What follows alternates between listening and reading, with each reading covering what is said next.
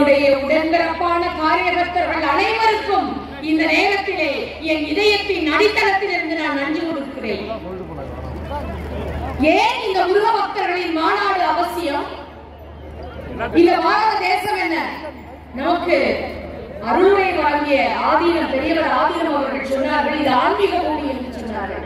ஆமாம், ஏதோ ஒரு தேசம் இன்னொரு தேசத்தின் மீது போர் எடுக்கிறது என்று சொன்னால் ஏதோ ஒரு கண்டத்தில் அமைதியாய் உறங்கிக் கொண்டிருக்கின்ற அந்த மண்ணின் மீது போர் கொடுத்து அந்த மண்ணின் மக்களை அடிமையாக்கி அந்த மண்ணின் மக்களை மூளைச்சலவை செய்து அவர்களுக்கு ஆசை காட்டியும் அதிகாரம் ஊட்டியும் தன்னுடைய அடக்குமுறையாலும் அவர்கள் முழுவதையும் தன்னுடைய அடிமைத்தனத்தின் கீழே கொண்டு வந்து இந்த உலகம் முழுமைக்கும் தன்னுடைய இடமாக மாற வேண்டும் என்று நினைப்பதுதான் தேச விரோத சக்திகள்.